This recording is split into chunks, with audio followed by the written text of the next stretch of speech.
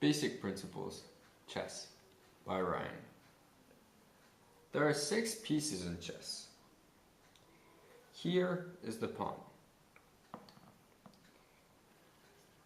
The pawn is located in the second row from the base and can move forward by 1 space and only forward. It can only move 2 spaces in the first move. Once again, only forward.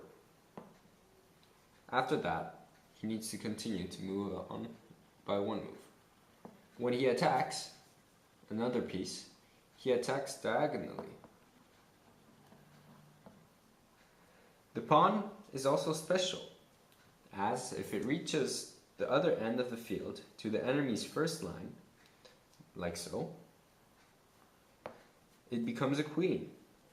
And it keeps going on. There isn't a 1-piece restriction. That means that one player can have 9 queens in the game if his first queen survives and he manages to get all his pawns to the opposite side. The rook. There are 2 rooks per player. The castle, some call it. The rook can move any number of spaces, either in the front, in the back, left, or right. There are also 2 bishops. There is one on the black square, and there is one on the white square. The bishops can move any number of spaces diagonally, either in the front or in the back. There are also 2 knights per player. The knight is the only piece that can go over another piece, that can move over another piece, like so. 3 forward and 1 to the left. The knight always moves in the shape of an L. 3 spaces in the front, on the side, or in the back, and 1 on either side on which he lands after his 3 first spaces. Now, the queen. It is the second most valuable piece and can move any number of spaces in any given direction. There is only 1 queen per player. The king, the last and most important piece in the game. The king can move 1 space in any given direction, but cannot move in a square where the other player's piece targets. For example, if a pawn was to stay here, the king could not move in the front, as the pawn currently standing on this square is targeting the one where the king just moved. It is called an illegal move, and the other player can call a check. That means that the player who moved his king needs to go back to his original place and try to move to another direction.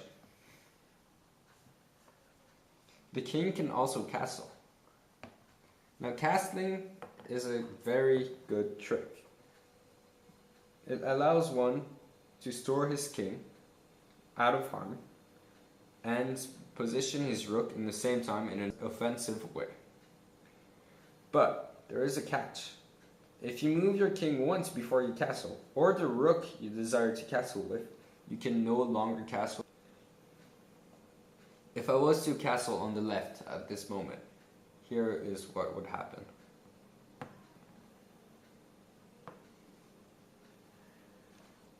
And if I was to castle on the right,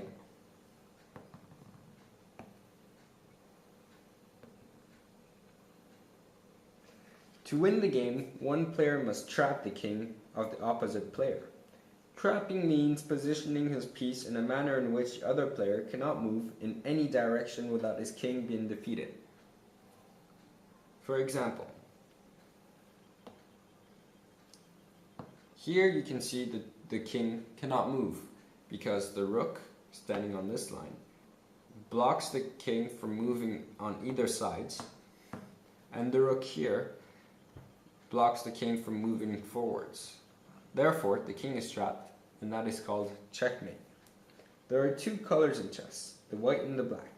The player who plays with white are basically leading the offensive, and the player who plays with black is in a manner defending. The white player is leading the offensive because he is the one who effectuates the first move of the game. Studied games and tournaments show that there is a bigger rate of victory for the white side and a smaller one for the black side. Thank you for watching. If you have any questions, please ask.